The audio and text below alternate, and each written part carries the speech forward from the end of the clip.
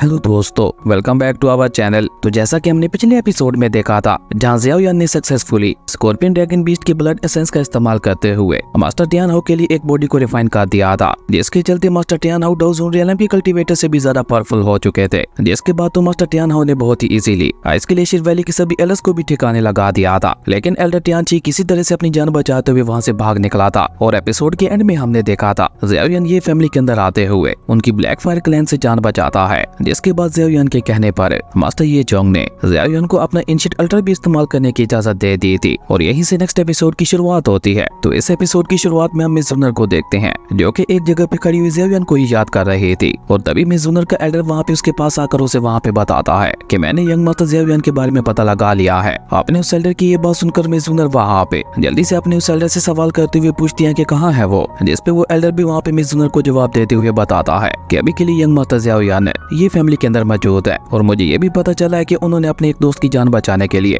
Ice glacier valley के साथ भी पंगा ले लिया है। हालांकि फिलहाल के लिए तो वो आइस ग्लेशियर वैली से बचते हुए भागने में कामयाब हो गए हैं, लेकिन आइस ग्लेशियर वैली इतनी आसानी से उनका पीछा नहीं छोड़ने वाली। और उसी के साथ साथ सोलाल पैलेस के बारे में भी मुझे थोड़ी बहुत जानकारी मिली है। वो लोग भी हाल ही में डैन सिटी के अंदर कुछ ज्यादा ही एक्टिव हो गए हैं और ये तो आप जानती ही होंगे कि सोलाल पैलेस की यंग मास्टर ज़ियाओयान के साथ पुरानी दुश्मनी है, तो इसलिए मुझे डर है कि कहीं वो लोग यंग मास्टर ज़ियाओयान को चोटी न पहुंचा दे। अब आपने उस एल्डर की ये बात सुनकर हम देखते हैं कि मिस जूनर को भी वहाँ पे ज़ियाओयान की काफी ज्यादा चिंता होने लगी थी, इसलिए वो जल्दी से वहाँ पे अपने दो और एल्डर्स को बुलाते हुए उनसे कहती है कि मुझे जल्द से जल्द ये फैमिली में पहुंचाने का इंतजाम करो। अपनी लेडी मास्टर की ये बात सुनकर हम देखते हैं कि उन दोनों एल्डर्स ने भी वहाँ पे और ज्यादा देर ना करते हुए अपनी अपनी पास का इस्तेमाल करते हुए वहाँ पे ऊपर आसमान में एक टेलीपोर्टेशन पोर्टल बना दिया था, जिसे देखकर मिस जूनर वहाँ पे एक प्यारी सी स्माइल करते हुए कहती है, ज़ियाओयान मैं तुम्हारे पास आ रही हूँ और अब मैं देखूंगी कि मेरे होते हुए तुम्हें कौन हाथ लगाने की कोशिश करता है। जिसने भी तुम्हें चोट पहुंचाने के बारे में सोचा भी मैं उसी समय उसकी जान ले लूंगी। उसके बाद सीन चेंज होता है और हमें ये फैमिली की फॉरबिडन लैंड का ही सीन दिखाया जाता है, जहाँ पे मास्टर ये चोंग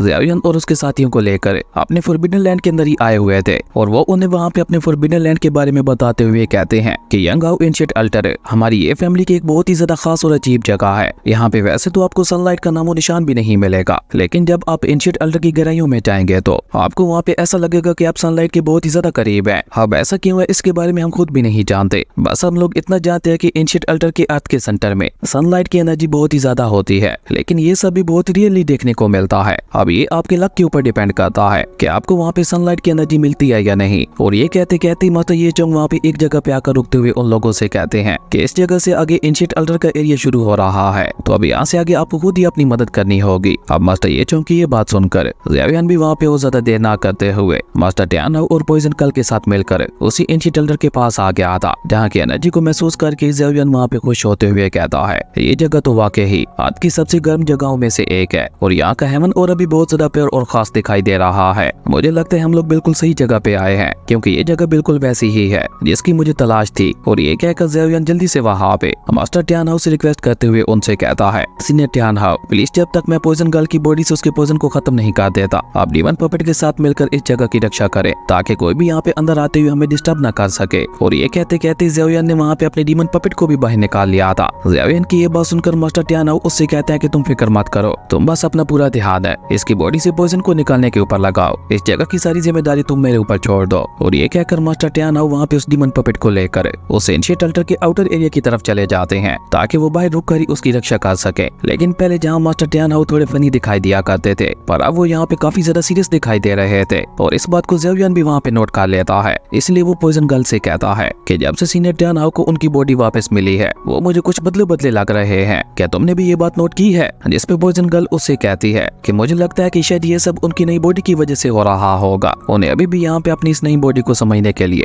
थोड़ा समय चाहिए होगा। अब पॉइजन गर्ल की ये बात सुनकर ज़ियाओयान भी वहाँ पे इस बात को इग्नोर कर देता है। उसके बाद सीन चेंज होता है और हमें आइस ग्लेशियर वैली के मेंशन का सीन दिखाया जाता है, जहाँ पे एल्डर टियानची भी किसी तरह से अपनी जान बचाते हुए वापस आ चुका था और वो वहाँ पे आइस ग्लेशियर वैली के मास्टर के सामने झुका भी हुआ था। तभी एक एल्डर वहाँ पे एल्डर टियानची से कहता है कि मास्टर ने तुम्हें उस पॉइजनस गर्ल की बॉडी को लाने के लिए भेजा था, पर तुम तो खाली हाथ ही वापस लौट आए हो, इसके बारे में तुम क्या कहना चाहोगे? उस एल्डर की ये बात सुनकर एल्डर टियानची सीधा वहाँ पे आइस ग्लेशियर वैली के मास्टर से कहता है, मास्टर मैंने लगभग उस पॉइजनस गर्ल को पकड़ ही लिया था, लेकिन अचानक ही वहाँ पे उनका एक और साथी आ गया जो कि डाउ ज़ोन रियलम में था। अब डाउ ज़ोन रियलम के कल्टीवेटर के बारे में सुनकर सभी को वहाँ पे एक बहुत बड़ा झटका लगता है और वो एल्डर जल्दी से वहाँ पे एल्डर टियानची से सवाल करते हुए पूछता है कि वो पर्सन डाउजोन रियलम की कौन से स्टार पे था, जिसपे एल्डर टियानची थोड़ा डरते हुए बताता है कि एक स्टार पे। लेकिन भले ही वो 1 स्टार डाउजोन रियलम का कल्टीवेटर था, पर उसके पास स्पेस को कंट्रोल करने की भी एबिलिटी है, जिसका इस्तेमाल करते हुए उसने मेरे सभी साथियों को भी वहाँ पे खत्म कर दिया। और अभी बेचारा एल्डर टियानची वहाँ पे ये सब कह ही रहा था कि तभी वैली मास्टर ने जाना कि वहाँ पे उसके ऊपर गुस्सा होते हुए उसके ऊपर वहाँ पे आइस क्रिस्टल से बहुत ही ज्यादा पावरफुल अटैक करते हुए उसे वहाँ पे उठा के काफी पीछे फेंक दिया था, जिसके साथ ही बेचारे एल्डर टियानची की हालत वहाँ पे बहुत ज्यादा खराब हो चुकी थी, जो देखकर बाकी सभी लोग डर के मारे जल्दी से वहाँ पे वैली मास्टर के सामने झुक जाते हैं। और तभी वैली मास्टर वहाँ पे कोल्ड टोन में एल्डर टियानची से सवाल करते हुए पूछते हैं तो अब वो लोग कहाँ गए हैं, जिसपे एल्डर टियानची डर के मारे वहाँ पे माफी मांगते हुए कहता है कि प्लीज मुझे माफ कर दीजिएगा, लेकिन अभी मैं इसके बारे में कुछ भी नहीं जानता। अब ये सुनकर वैली मास्टर को वहाँ पे उसके ऊपर और भी ज्यादा गुस्सा आ जाता है और उसने वहाँ पे अपनी सिर्फ एक फिंगर के इशारे से ही एल्डर टियानची के चारों तरफ एक आइस का बना हुआ टोर्नेडो बना दिया था, जिसके चलते बेचारे एल्डर टियानची की बॉडी धीरे धीरे वहाँ पे बर्फ में जमने लगी थी, जो देखकर एल्डर टियानची वहाँ पे इतना ज्यादा डर चुका था कि वो वैली मास्टर से माफी मांगते हुए कहता है कि प्लीज मुझे माफ कर दीजिए, मेरी जान को बख्श दे। लेकिन अभी एल्डर टियानची वहाँ पे ये सब कह ही रहा था कि तभी वैली मास्टर को वहाँ पे अपने मेंशन के अंदर किसी के आने का एहसास होता है, इसलिए वो वहाँ पे कोल्ड टून में उसे बाहर आने के लिए कहते हैं। वैली मास्टर कैसा कहते ही हम देखते हैं कि अचानक वहाँ पे चारों तरफ बहुत ही ज्यादा पावरफुल डिमोनिक ऑरा फैलने लगा था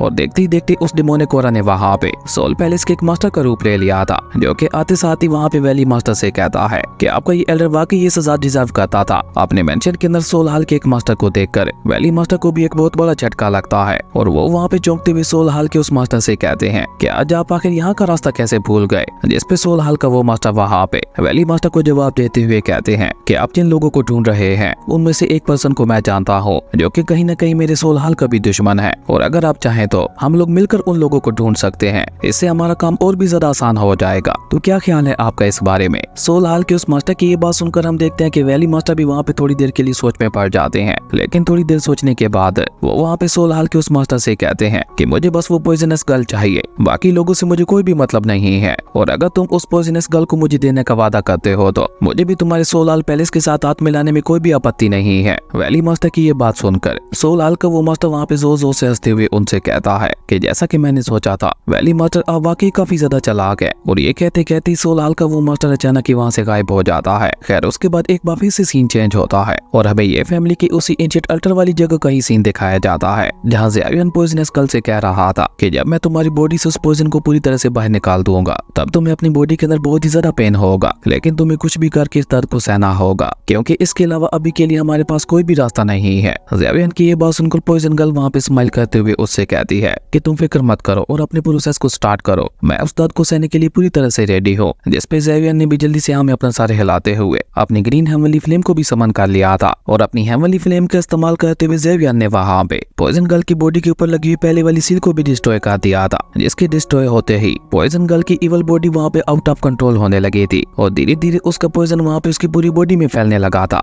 और असल में यही ज़ेवियन का प्लान था, वो सारे पॉइजन को एक जगह पे इकट्ठा करते हुए एक साथ ही उसे वहाँ पे पॉइजन गर्ल की बॉडी से बाहर निकालना चाहता था। और जब ज़ेवियन देखता है कि वो पॉइजन वहाँ पे पूरी तरह से पॉइजन गर्ल की बॉडी के अंदर फैल चुका है, तो ज़ेवियन भी वहाँ पे वो ज्यादा देर ना करते हुए जल्दी से वहाँ पे स्कॉर्पियन ड्रैगन बीस्ट की कोर को वहाँ पे बाहर निकाल लेता है, जैसे ज़ेवियन ने सीधा वहाँ पे पॉइजन गर्ल की बॉडी के अंदर ही भेज दिया था, जिसने पॉइजन गर्ल की बॉडी के अंदर जाते ही वहाँ पे सारे पॉइजन को अपने अंदर ऑब्जर्व करना शुरू कर दिया था। और जैसे जैसे पॉइजन गर्ल का पॉइजन वहाँ पे उस मेडिकल कोर के अंदर जा रहा था, तो वैसे वैसे ही पॉइजन गर्ल को अपनी बॉडी के अंदर बहुत ही ज्यादा पेन हो रहा था। इवन हम देखते हैं कि अब तो धीरे धीरे वहाँ पे उसकी पॉइजनस बॉडी में क्रैक्स भी आना शुरू हो चुके थे, जो देखकर ज़ेवियन जल्दी से वहाँ पे अपने पास एक और मैजिकल कोर को बाहर निकाल कर पॉइजन गर्ल से कहता है कि अब अगला स्टेप और भी ज्यादा इंपॉर्टेंट होने वाला है, इसलिए प्लीज हार मत मानना। और ये कहकर ज़ेवियन ने वहाँ पे उस मैजिकल कोर का इस्तेमाल करते हुए उस पॉइजनस एनर्जी को ही वहाँ पे खत्म करना शुरू कर दिया था। और देखते ही देखते उस मैजिकल कोर की एनर्जी ने वहाँ पे चारों तरफ से पॉइजनस गर्ल को घेर लिया था, जो कि वहाँ पे पॉइजनस गर्ल के लिए एक हीलिंग एनर्जी के तौर पर काम कर रही थी, क्योंकि उस मैजिकल कोर की एनर्जी के चलते हम देखते हैं कि अब धीरे धीरे वहाँ पे पॉइजन गर्ल की बॉडी में आए हुए क्रैक्स भी भरने लगे थे, जो देखकर ज़ेवियन भी वहाँ पे खुश होते हुए कहते हैं कि जैसा कि मैंने सोचा था ये मैजिकल कोर वाकई मेरे काफी ज्यादा काम आई है। और ये कहकर ज़ेवियन वहाँ पे पॉइजन गर्ल से कहता है कि अपनी बॉडी के सारे पॉइजन को उसी मैजिकल कोर के अंदर डालने की कोशिश करो। ज़ेवियन की ये बात सुनकर हम देखते हैं कि पॉइजन गर्ल भी वहाँ पे बिल्कुल ऐसा ही करती है और उसने वहाँ पे अपनी बॉडी के अंदर बचे कुछ हुए पॉइजन को भी सीधा वहाँ पे उसी स्कॉर्पियन ड्रैगन बीस्ट वाली मैजिक कोर के अंदर ही डाल दिया था। और जैसे ही उसका सारा पॉइजन वहाँ पे उस मैजिकल कोर के अंदर जाता है, तो उस मैजिकल कोर का कलर भी वहाँ पे पूरा चेंज हो चुका था और पॉइजन गर्ल की पॉइजनस एनर्जी अब वहाँ पे इतनी ज्यादा खतरनाक हो चुकी थी कि वो मैजिकल कोर भी उसे नहीं संभाल पा रहा था, जिसके चलते वहाँ पे एक छोटा सा ब्लास्ट भी हो जाता है और पॉइजन गर्ल की इवल पॉइजनस बॉडी वहाँ पे एक बार फिर से उसके ऊपर भारी पड़ने लगती है, जो देखकर ज़ेवियन भी वहाँ पे सीरियस होते हुए कहता है कि नहीं, ये बिल्कुल भी अच्छा नहीं हुआ। और ये कहकर ज़ेवियन वहाँ पे एक बार फिर से अपने हाथ में पकड़ी हुई मैजिकल कोर का इस्तेमाल करते हुए उस पॉइजन को डिस्ट्रॉय करने की कोशिश करने लगता है। और जैसे जैसे वो ग्रीन एनर्जी वहाँ पे पॉइजन गर्ल की बॉडी के अंदर जा रही थी, वैसे वैसे ही पॉइजन गर्ल को अपनी बॉडी के अंदर और भी ज्यादा पेन होने लगा था, जो देखकर ज़ेवियन उसे वहाँ पे तसल्ली देते हुए कहता है कि बस थोड़ी देर और बर्दाश्त कर लो।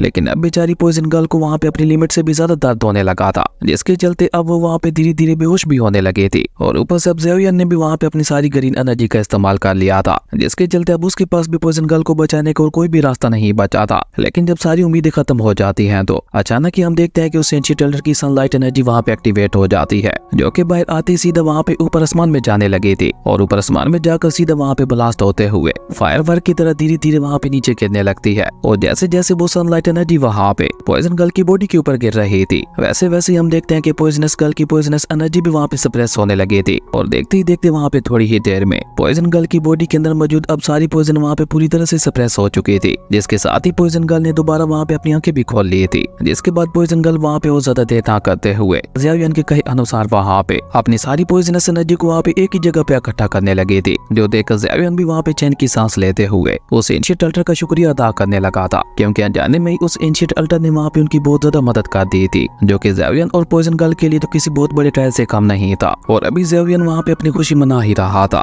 कि तभी एक लाइट स्टोन उड़ता हुआ सीधा वहाँ पे उसके हाथ के ऊपर आके गिरता है। जैसे जब ज़ेवियन वहाँ पे गौर से देखता है तो उसे भी वहाँ पे एक बहुत बड़ा झटका लगता है और वो वहाँ पे चौंकते हुए कहता है, ये तो एक फ्लेम सीड है। तो इसका मतलब है कि इसी फ्लेम सीड ने ही यहाँ पे पॉइजन गर्ल की उन पॉइजनस पावर्स को सप्रेस करने में यहाँ पे हमारी मदद की थी। ये चीज वाकई काफी ज्यादा कमाल की है, जो कि आगे चलकर मेरे बहुत ज्यादा काम आएगी। और ये कहते हुए ज़ेवियन ने वहाँ पे इस फ्लेम सीड को अपने पास ही रख लिया था, जिसके बाद वो इधर उधर देखते हुए सीधा वहाँ पे एंशिएंट अल्टर के कोने पे आके खड़ा हो जाता है और नीचे वहाँ पे एंशिएंट पूल की तरफ देखते हुए खुद से ही कहता है कि मास्टर ये चौंग ऐसा क्यों कह रहे थे कि यहाँ पे सनलाइट एनर्जी कभी भी अपीयर नहीं होती, हालांकि मुझे तो यहाँ पे किसी बहुत ही ज्यादा पावरफुल फ्लेम का एहसास हो रहा है। और ये कहकर जब ज़ेवियन वहाँ पे अपने स्पिरिचुअल आइज का इस्तेमाल करते हुए उस नीचे वाले एंशिएंट पूल के अंदर देखता है तो उसे वहाँ पे उस एंशिएंट पूल के काफी नीचे एक बहुत ही ज्यादा पावरफुल अर्थकोल पल दिखाई देता है, जिसे एक बहुत ही ज्यादा खास और रेयर ट्रायर माना जाता था। इवन कुछ लोग तो इसे बस एक अफवाह भी समझते थे। और उस अर्थकोल पल को देखते ही वहाँ पे ज़ेवियन को अपने मास्टर याओ की कही हुई बातें याद आने लगी थी, जहाँ उसके मास्टर ने एक बार उसे अर्थकोल पल के बारे में बताया था कि अर्थकोल पल ज्यादातर अर्थ की गहराइयों में पाए जाते हैं और हजारों लाखों सालों की सनलाइट एनर्जी के कंडेंस होने के बाद इस तरह के एक अर्थकोल पल क्रिएट होता है, जिसकी मदद से एक 9th ग्रेड के एलेक्जर को भी रिफाइन किया जा सकता है। उस समय ज़ेवियन मास्टर याओ की ये सारी बातें सुनकर बहुत ही ज्यादा एक्साइटेड हो गया था, लेकिन 9th ग्रेड के एलेक्जर उस समय उसे बस एक अफवाह ही लगती थी, इसलिए ज़ेवियन ने वहाँ पे इस बात के ऊपर ज्यादा ध्यान नहीं दिया था। इवन उसे तो ये भी लगा था कि शायद मास्टर याओ उसके साथ मजाक कर रहे हैं। और जब ज़ेवियन मास्टर याओ से इस बारे में बात करता है तो मास्टर याओ ने गुस्से से वहाँ पे उसके कान के पीछे एक बजा भी दिया था। और बेचारे ज़ेवियन ने ये कभी नहीं सोचा था कि वो आज तक जिस बात को फजूल समझते हुए आ रहा था, आज वही अर्थकोल उसकी आंखों के सामने था। और ये सब याद करके ज़ेवियन वहाँ पे खुद से ही कहता है, तो अब मुझे समझ आ रही है कि आखिर यहाँ पे सूरज की सनलाइट एनर्जी अपीयर क्यों नहीं होती। वो सारी सनलाइट एनर्जी को तो ये अर्थकोल पल ही अब्जॉर्ब कर लेता होगा। और ये कहकर ज़ेवियन वहाँ पे उस अर्थकोल पल को बाहर निकालने का डिसाइड करता है, जिसके लिए वो वहाँ पे अपनी ग्रीन हेवनली फ्लेम का इस्तेमाल करने वाला था। उसके बाद सीन चेंज होकर हमें ये फैमिली के आउटर एरिया का सीन दिखाया जाता है, जहाँ का मौसम अचानक ही काफी ज्यादा ठंडा होने लगा था। और जब वहाँ पे आसपास घूम रहे लोग ऊपर आसमान की तरफ देखते हैं तो उन्हें वहाँ पे आइस ग्लेशियर वैली के काफी ज्यादा पावरफुल एल्डर्स दिखाई देते हैं, जिनमें एल्डर टियानशी भी शामिल था। और ये ठंड यहाँ पे उन्हीं के पावरफुल आइस ओरा की वजह से फैल रही थी, लेकिन ये फैमिली के लोगों को वहाँ पे समझ ही नहीं आ रही थी कि आखिर आइस ग्लेशियर वैली के लोग यहाँ पे इस तरह से हमारी ये फैमिली के अंदर क्यों आ रहे हैं। जबकि वहीं दूसरी तरफ हम देखते हैं कि ज़ेवियन ने वहाँ पे अपनी एवनली ग्रीन फ्लेम का इस्तेमाल करते हुए उसे नीचे सीधे वहाँ पे उसी एंशिएंट पूल के अंदर मौजूद अर्थकोल पल के अंदर भेज दिया था। लेकिन वो अर्थकोल पल इतना ज्यादा पावरफुल था कि उसने देखते ही देखते ज़ेवियन की हेवनली फ्लेम को ही वहाँ पे अपने अंदर अब्सॉर्ब कर लिया था, जो कि ज़ेवियन के लिए भी एक बहुत बड़ा झटका था। लेकिन अब क्योंकि ज़ेवियन की हेवनली फ्लेम उसके अंदर थी तो ज़ेवियन भी वहाँ पे उस अर्थकोल पल को कंट्रोल कर सकता था। इसलिए अब की बार ज़ेवियन वहाँ पे सीधा वहाँ पे उस अर्थकोल को ही बाहर लाने लगा था, जो कि जैसे ही एंशिएंट अल्टर के क्लोज आता है तो अचानक ही वो एंशिएंट अल्टर भी वहाँ पे एक्टिवेट हो गया था, जिससे बहुत ही ज्यादा पावरफुल हेवनली ऑरा निकलते हुए सीधा वहाँ पे ऊपर आसमान की तरफ जाने लगा था। जो देखकर ज़ेवियन वहाँ पे चौंकते हुए खुद से ही कहता है कि क्या ये अर्थकोल पल यहाँ पे इस एंशिएंट अल्टर के अंदर मौजूद प्योर हेवन अर्थ की एनर्जी को भी ऑब्जर्व कर रहा है। इसका मतलब है कि ये खुद को प्योर हेवनली फायर के अंदर ट्रांसफॉर्म कर रहा है और उस एंशिएंट एल्डर की सारी पावर को ऑब्जर्व करने के बाद वो अतकोल पल सीधा उड़ते हुए वहाँ पे जेवियन के पास ही आ गया था, जिसे देखकर जेवियन भी वहाँ पे खुश होते हुए कहता है कि मैंने ये कभी नहीं सोचा था कि यहाँ पे कितना ज्यादा खास टायर मेरे हाथ में लग जाएगा। लेकिन अभी जेवियन वहाँ पे अपनी खुशी मना ही रहा था कि तभी जेवियन को वहाँ पे ये फैमिली के अंदर कोई खतरा महसूस होता है, इसलिए जेवियन जल्दी से वहाँ पे उस अतकोल पल को अपने पास ही रख लेता है। जबकि वहीं दूसरी तरफ हम देखते हैं कि आइस ग्लेशियर वैली के वो चारों एल्डर्स वहाँ पे ये फैमिली के मेंशन के बाहर आ चुके थे, जहाँ पे आते साथ ही ग्रेट एल्डर वहाँ पे अनाउंस करते हुए ये फैमिली के मास्टर से कहता है कि चुपचाप उस इवल पॉइजनस बॉडी वाली लड़की को हमारे हवाले कर दो, वरना हम लोग यहाँ पे तुम्हारी पूरी ये फैमिली को ही डिस्ट्रॉय कर देंगे। और ये कहते हुए उस ग्रेट एल्डर ने वहाँ पे अपनी पावर्स का इस्तेमाल करते हुए पूरी ये फैमिली की चारों तरफ एक प्रोटेक्टिव बैरियर भी बना दिया था, ताकि कोई भी यहाँ से बचकर भाग ना सके। अब ग्रेट एल्डर की ये धमकी सुनकर मास्टर ये चोंग भी जल्दी से अपने एल्डर्स के साथ वहाँ पे बाहर आ जाते हैं, जहाँ जैसे ये फैमिली के एल्डर्स की नजर वहाँ पे आइस ग्लेशियर वैली की उस ग्रेट एल्डर के ऊपर पड़ती है तो वो दोनों ही एल्डर्स वहाँ पे बहुत ज्यादा डर चुके थे, क्योंकि great Elder ice glacier valley का बहुत ही ज्यादा पावरफुल एल्डर था और ऊपर से उसके साथ साथ वहाँ पे एल्डर टियान ची भी था, जिसका अपना भी पूरी डैन सिटी के अंदर बहुत ज्यादा खौफ था। और यही बात वहाँ पे ये फैमिली को डराने के लिए काफी थी। लेकिन ये फैमिली के लोगों को अभी तक भी वहाँ पे समझ नहीं आ रही थी कि आखिर आइस ग्लेशियर वैली के लोग यहाँ पे कौन सी इवल पॉइजनस बॉडी वाली लड़की के बारे में बात कर रहे हैं। ऐसी कोई लड़की तो हमारी ये फैमिली के अंदर मौजूद है ही नहीं। लेकिन तभी मास्टर ये चोंग को वहाँ पे कुछ याद आता है और वो जिंदान से सवाल करते हुए पूछते हैं, क्या आइस ग्लेशियर वैली का ये एल्डर यहाँ पे उसी लड़की के बारे में बात कर रहा है जो कि यहाँ पे मिस्टर जेवियन के साथ आई थी। जिसपे जिनलान भी वहाँ पे उदास होते हुए हमें अपना सर हिलाती है, जो देखकर तो ये फैमिली के एल्डर्स वहाँ पे और भी ज्यादा परेशान हो जाते हैं, क्योंकि अब उन लोगों को वहाँ पे अपनी मौत साफ साफ दिखाई दे रही थी। लेकिन अभी वो सभी लोग वहाँ पे इसी तरह से डर ही रहे थे कि तभी अचानक कि वहाँ पे मास्टर टियान हाउ की एंट्री होती है, जो कि वहाँ पे आते हुए ये फैमिली के मास्टर और एल्डर से कहते हैं कि मेरे होते हुए आखिर आप लोग यहाँ पे इतना ज्यादा डर क्यों रहे हैं, और वैसे भी मैंने आपकी ये फैमिली से थोड़ी ही ना मदद मांगी है, मैं अकेले ही यहाँ पे आइस ग्लेशियर वैली के इन सभी लोगों को संभाल लूंगा। मास्टर टियान हाउ कैसे कहते ही जेवियन भी वहाँ पे आगे आते हुए मास्टर ये चोंग से कहता है कि ये लोग असल में हमारी वजह से यहाँ पे आए हैं, तो इसलिए मैं चाहता हूँ कि आप इस मैटर से दूर ही रहें। जिसपे मास्टर ये चोंग भी वहाँ पे जेवियन को ग्रीट करते हुए उसका शुक्रिया अदा करते हैं, क्योंकि वाकई ये फैमिली आइस ग्लेशियर वैली के साथ पंगा लेने के बारे में सोच भी नहीं सकती थी, इसलिए ये फैमिली पीछे रहने में ही अपनी भलाई समझती है। जो देखकर जेवियन वहाँ पे मास्टर टियान हाउ से कहता है, सीनियर टियान हाउ, क्या हम दोनों मिलकर यहाँ पे इन चार एल्डर्स का मुकाबला कर पाएंगे। जिसपे मास्टर टियान हाउ वहाँ पे बहुत ही एटीट्यूड के साथ जेवियन से कहते हैं कि इस दुनिया में कुछ भी इम्पॉसिबल नहीं है। और ये कहकर वो दोनों ही वहाँ पे एक ही झटके में टेलीपोर्ट होते हुए सीधा वहाँ पे उन चारों एल्डर्स के सामने आके खड़े हो जाते हैं, जहाँ बेचारा एल्डर टियान छी तो मास्टर टियान हाउ को देखते ही वहाँ पे बहुत तरह डर गया था। और एल्डर टियान छी को वहाँ पे इस तरह से डरते हुए देखकर ग्रेट एल्डर भी वहाँ पे समझ गया था कि हो न हो जरूर यही वो मास्टर होगा जिसने एल्डर टियान छी को हराया होगा। इसलिए वो ग्रेट एल्डर वहाँ पे बहुत ही सॉफ्ट टोन के साथ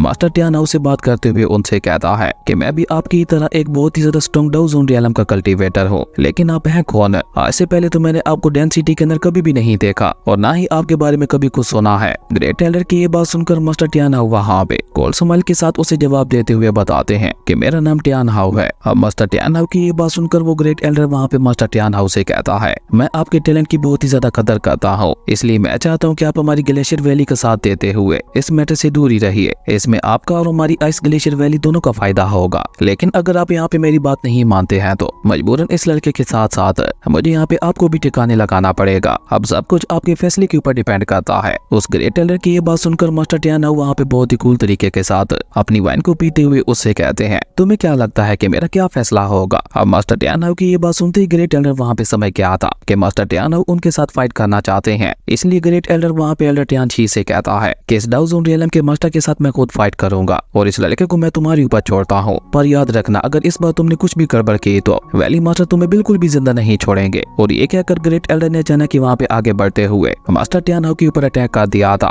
जिसके लिए हम देखते हैं कि मास्टर टियान हाउ भी वहाँ पे पूरी तरह से रेडी थे। वो भी उसे वहाँ पे बराबरी की टक्कर देते हुए उसके साथ फाइट करने लगे थे और उन दोनों के अटैक्स इतने ज्यादा फास्ट थे कि देखने से ऐसा लग रहा था कि जैसे दो एनर्जीज आपस में टकरा रही हो। और जेवियन जो कि वहाँ पे उन दोनों की फाइट को ही देख रहा था, एल्डर टियान छी उसका ध्यान अपनी तरफ खींचते हुए उससे कहता है, लड़के इस बार मैं देखता हूँ कि तुम्हें मेरे हाथों से कौन बचाता है। लेकिन अभी एल्डर टियान छी वहाँ पे ये सब कह ही रहा था कि तभी अचानक वहाँ पे एक बार फिर से वही डिमोनिक ऑरा फैलने लगता है, जो कि और किसी के नहीं बल्कि सोल हाल के उसी मास्टर का था। सोल हाल का वो मास्टर वहाँ पे आते हुए एल्डर टियान छी से कहता है, एल्डर टियान छी मैं आपके जज्बातों की कदर करता हूँ, लेकिन ये लड़का हमारे सोल हाल पैलेस का शिकार है, इसलिए इसे तो मैं खुद यहाँ पे अपने हाथों से मारूंगा। सोल हाल पैलेस के उस मास्टर को वहाँ पे देखकर जेवियन भी काफी ज्यादा सीरियस हो गया था, जबकि सोल हाल पैलेस का वो मास्टर वहाँ पे जेवियन की तरफ देखते हुए कोल्ड टोन में उससे कहता है, जेवियन क्या मैं तुम्हें अभी तक भी याद हो? याद ही होगा, क्योंकि मेरे मेरे जैसे भला एक महान प्रोटेक्टर को कौन ही भूल सकता है। लेकिन अभी प्रोटेक्टर वहाँ पे ये सब बोल ही रहा था। तब तक हम देखते हैं कि ज़ेवियर ने जल्दी से वहाँ पे अपनी स्वॉर्ड को बाहर निकाल कर जल्दी से आगे बढ़ते हुए वहाँ पे प्रोटेक्टर के ऊपर अटैक भी कर दिया था। और ज़ेवियर का ये अटैक इतना ज्यादा फास्ट था कि एक पल के लिए तो बेचारा प्रोटेक्टर भी वहाँ पे घबरा गया था। लेकिन उसी के साथ उसने वहाँ पे जल्दी से अपने स्पेशल चेंज का इस्तेमाल करते हुए ज़ेवियर के उस पावरफुल अटैक को भी वहाँ पे रोक लिया था। जिसके बाद प्रोटेक्टर वहाँ पे ज़ेवियर का मजाक उड़ाते हुए उससे कहता है, लड़के मानना पड़ेगा, तुमने बस कुछ ही समय में खुद को बहुत ज्यादा ताकतवर बना लिया है। इवन तुम्हारा किलिंग और भी पिछली बार से ज्यादा पावरफुल दिखाई दे रहा है, लेकिन मुझे हराने के लिए फिर भी ये काफी नहीं है। पर अभी प्रोटेक्टर वहाँ पे ये सब बोल ही रहा था कि तभी ज़ेवियर वहाँ पे अपने डीमन पपेट का इस्तेमाल करते हुए पीछे से उसके ऊपर अटैक करने की कोशिश करता है और उससे कहता है कि आज तो मैं तुम्हें यहाँ पे खत्म करके रहूंगा। लेकिन उस डीमन पपेट का वो अटैक वहाँ पे प्रोटेक्टर को लग पाता। उससे पहले एल्डर टियानची ने वहाँ पे बीच में आते हुए उस डीमन पपेट को वहाँ पे अपनी आइस में जमा दिया था और उसके बाद एल्डर टियानची वहाँ पे उस डीमन पपेट के साथ फाइट करने लगा था। जो देखकर ज़ेवियर ने भी वहाँ पे गुस्से से अपनी पास को बढ़ाते हुए प्रोटेक्टर की स्पिरिचुअल चेंज को ही वहाँ पे डिस्ट्रॉय कर दिया था। और उसके बाद ज़ेवियर वहाँ पे बहुत ही गुस्से से अपनी हैवी रूलर स्वॉर्ड का इस्तेमाल करते हुए प्रोटेक्टर के ऊपर हमले किए ही जा रहा था। लेकिन प्रोटेक्टर भी वहाँ पे काफी ज्यादा फास्ट था। वो वहाँ पे बहुत ही इजीली ज़ेवियर के हर एक हमले को डॉज करता जा रहा था। जो देखकर प्रोटेक्टर वहाँ पे ज़ेवियर को और ज्यादा गुस्सा दिलाते हुए उससे कहता है कि इतने साल गुजर गए लेकिन तुम अभी तक भी यहाँ पे दूसरों की पावर के सहारे ही जी रहे हो। तुम्हारे जैसा एक कचरा कभी भी पावरफुल नहीं बन सकता। जिसपे ज़ेवियर भी वहाँ पे गुस्से से उससे कहता है कि तुम्हें खत्म करने के लिए मुझे किसी भी एक्सटर्नल पावर की जरूरत नहीं है, मैं खुद ही तुम्हें खत्म कर सकता हूँ। और ये कहकर ज़ेवियर ने वहाँ पे एक बार फिर से गुस्से से आगे बढ़ते हुए उसके ऊपर अटैक करना शुरू कर दिया था। जिसपे प्रोटेक्टर वहाँ पे एक बार फिर से ज़ेवियर का मजाक उड़ाते हुए उससे कहता है कि तुम्हारे मास्टर याओ को भी ऐसा ही लगता था और अब तुम्हें पता है ना कि तुम्हारा मास्टर याओ हमारे पास किस हालत में कैद है। और ये कहते हुए अब प्रोटेक्टर ने भी वहाँ पे ज़ेवियर के ऊपर अटैक करना शुरू कर दिया था। जैसे ज़ेवियर भी अपनी 3000 थंडरबोल्ट टेक्निक का इस्तेमाल करते हुए बहुत ही तेज से मूव करते हुए बचने लगा था। जो देखकर प्रोटेक्टर वहाँ पे उससे कहता है कि तुम्हारी हिम्मत कैसे हुई मेरे सामने ये 3000 थंडरबोल्ट टेक्निक का इस्तेमाल करने की, मुझे लगता है अब तो तुम्हें यहाँ पे खत्म करना ही होगा। और ये कहकर प्रोटेक्टर ने वहाँ पे बहुत ही चालाकी से ज़ेवियर के चारों तरफ वहाँ पे मल्टीपल पोर्टल्स को क्रिएट कर दिया था, जिनसे लगातार वहाँ पे कुछ स्पीयर बाहर निकलते हुए ज़ेवियर के ऊपर अटैक करने लगे थे। जो देखकर ज़ेवियर भी वहाँ पे अपनी हैवी रूलर स्वॉर्ड को इतनी तेजी से घुमाने लगता है कि प्रोटेक्टर का कोई भी स्पीयर वहाँ पे ज़ेवियर को टच भी नहीं कर पा रहा था। लेकिन ज़ेवियर भी खुद को वहाँ पे ज्यादा देर नहीं बचा पाता क्योंकि प्रोटेक्टर ने वहाँ पे बहुत ही चालाकी से अपनी चेंज का इस्तेमाल करते हुए ज़ेवियर को वहाँ पे उनके अंदर ट्रैप कर लिया था। जो देखकर तो एल्डर टियानची की खुशी का वहाँ पे कोई ठिकाना ही नहीं था। और ऊपर से प्रोटेक्टर भी वहाँ पे ज़ेवियर का मजाक उड़ाते हुए कहता है, तो क्या तुम अपनी इस पावर के चलते मेरे सोल हाल पैलेस के साथ पंगा लेना चाहते थे और हमसे अपने मास्टर याओ को बचाना चाहते थे। और ये कहकर प्रोटेक्टर वहाँ पे एक बार फिर से ज़ेवियर का मजाक उड़ाते हुए उससे कहता है कि मुझे लगता है शायद तुम पागल हो गए हो। तुमने ये सोच भी कैसे लिया था कि तुम अपनी इस मामूली सी पावर के चलते मेरे सोल हाल पैलेस के साथ पंगा ले पाओगे। जिसपे ज़ेवियर भी वहाँ पे गुस्से से उससे कहता है कि हाँ मैं अपनी इसी पावर का इस्तेमाल करते हुए तुम्हारे सोल हाल पैलेस को मिट्टी में मिलाऊंगा। और ये कहकर ज़ेवियर अचानक ही वहाँ पे अपनी 3 मिस्टीरियस स्काई फायर टेक्निक को एक्टिवेट कर लेता है, जिसके चलते हम देखते हैं कि ज़ेवियर के पास वहाँ पे बहुत ज्यादा बढ़ चुके थे और उसी के साथ साथ उसके फेस के ऊपर कुछ हेवनली मास्क भी बन चुके थे। जिसके बाद ज़ेवियर ने वहाँ पे अपना बहुत ही ज्यादा खतरनाक पावरफुल ऑरा रिलीज करते हुए प्रोटेक्टर की चेंज को ही वहाँ पे डिस्ट्रॉय कर दिया था। और ज़ेवियर का ये ऑरा इतना ज्यादा खतरनाक और पावरफुल था कि उसके चलते बेचारा प्रोटेक्टर भी खिसकते हुए वहाँ पे पीछे चला गया था। जबकि एल्डर टियानची को तो वहाँ पे ज़ेवियर की 3 मिस्टीरियस स्काई फायर टेक्निक को देखकर तो अपनी आंखों पे यकीन ही नहीं हो रहा था। इसलिए एल्डर टियानची वहाँ पे प्रोटेक्टर को भी केयरफुल रहने के लिए कहता है, क्योंकि elder Tianchi 3 mysterious sky fire technique के बारे में अच्छी तरह से जानता था कि ये टेक्निक कितनी ज्यादा खतरनाक है। जो देखकर प्रोटेक्टर एक बार फिर से ज़ेवियर का मजाक उड़ाते हुए कहता है कि भले तुम अपनी इस टेक्निक का इस्तेमाल करते हुए एक लेवल ऊपर चले गए हो, लेकिन अभी भी तुम्हारी ये ताकत मुझे हराने के लिए काफी नहीं है। अब प्रोटेक्टर की ये बात सुनकर ज़ेवियर 3 मिस्टीरियस स्काई फायर की सेकंड पार्ट को भी एक्टिवेट कर लेता है, जिसके चलते तो अब ज़ेवियर की बॉडी से वहाँ पे और भी ज्यादा खतरनाक और टेरिफाइंग ऑरा निकलने लगा था। जो देखकर एल्डर टियानची वहाँ पे हैरान होते हुए कहता है, क्या इस लड़के के पास 2 हेवनली फ्लेम्स है? मुझे लगता है कि हम लोगों ने यहाँ पे इस लड़के को अंडर एस्टिमेट करने की गलती की है। लेकिन प्रोटेक्टर को तो अभी भी वहाँ पे सबसे ज्यादा फर्क नहीं पड़ रहा था। वो एल्डर टियानची से कहता है कि तुम फिक्र मत करो, मैं अभी भी इस लड़के को इजीली खत्म कर सकता हूँ। और ये कहकर जैसे प्रोटेक्टर वहाँ पे ज़ेवियर के ऊपर हमला करने के लिए आगे बढ़ने लगता है तो ज़ेवियर ने 3 मिस्टीरियस स्काई फायर टेक्निक के तीसरे पार्ट को भी एक्टिवेट कर लिया था, जिसके चलते अब वहाँ पे ज़ेवियर की बॉडी से बहुत ही ज्यादा पावरफुल व्हाइट ऑरा निकलने लगा था। और ये व्हाइट ऑरा किसी और का नहीं बल्कि बोन चिलिंग फायर का था। और ये ऑरा इतना ज्यादा खतरनाक था कि उसने वहाँ पे मास्टर टियानहाओ और ग्रेट एल्डर की फाइट को भी रोक दिया था। और बेचारे प्रोटेक्टर को तो वहाँ पे अपनी आंखों पे यकीन ही नहीं हो रहा था। वो ना में अपना सर हिलाते हुए कहता है कि नहीं, ऐसा नहीं हो सकता, ये तो इम्पॉसिबल है। वहीं हम देखते हैं कि ज़ेवियर के फोरहेड के ऊपर बोन चिलिंग का हेवनली मार्क भी एक्टिवेट हो गया था। और ज़ेवियर का ये रूप देखने में वाकई काफी ज्यादा कूल दिखाई दे रहा था। लेकिन ज़ेवियर तो अभी तक भी वहाँ पे नहीं रुक रहा था। वो लगातार वहाँ पे अपने मास्टर की बोन चिलिंग फायर का इस्तेमाल करते हुए अपनी पावर को बढ़ा ही जा रहा था, जो कि एक टाइम पे आकर इतनी ज्यादा खतरनाक हो चुकी थी कि उसकी वजह से पूरी ये फैमिली का मेंशन ही वहाँ पे हिलने लगा था। इवन एल्डर्स तो वहाँ पे खुद ब खुद ही उड़ते हुए पीछे गिरने लगे थे और बेचारे एल्डर टियानशी और प्रोटेक्टर की हैरानगी का तो वहाँ पे कोई ठिकाना ही नहीं था। एल्डर टियानशी तो वहाँ पे हैरान होते हुए कहता है क्या इस लड़के के पास 3 हेवनली फ्लेम्स मौजूद है, लेकिन ऐसा कैसे हो सकता है। लेकिन अभी एल्डर टियानशी वहाँ पे ये सब कह ही रहा था कि तभी हम देखते हैं कि बोन चिलिंग फायर की वजह से ज़ियाओ यान की बॉडी के ऊपर एक फायर का बना हुआ आर्मर बनने लगा था और उसी के साथ साथ उस बोन चिलिंग फायर की वजह से ज़ियाओ यान के पूरे बाल ही वहाँ पे सफेद हो चुके थे और यही वो ज़ियाओ यान का लुक था जिसे हम न जाने कब से देखना चाह रहे थे। ज़ियाओ यान का ये लुक तो वाकई काफी ज्यादा कमाल का लग रहा था, बिल्कुल ऐसा टजू की तरह। और तभी ज़ियाओ यान वहाँ पे कोल्ड टून में कहता है ये है 3 मिस्टीरियस स्काई फायर का 3rd पार्ट। और ये कहते ही हम देखते हैं कि वहाँ पे ज़ियाओ यान की आंखों से भी बहुत ही ज्यादा खतरनाक बोन चिलिंग फायर ऑरा निकलने लगा था। और इसी कमाल के सीन के साथ हमारी अमेजिंग एपिसोड यहीं पे खत्म हो जाता है। दोस्तों अगर आपको ये वीडियो अच्छी लगी तो लाइक कर दें और अगर चैनल पे नए आए तो सब्सक्राइब करते जाना। तो मिलते हैं एक न्यू वीडियो में, तब तक के लिए बाय।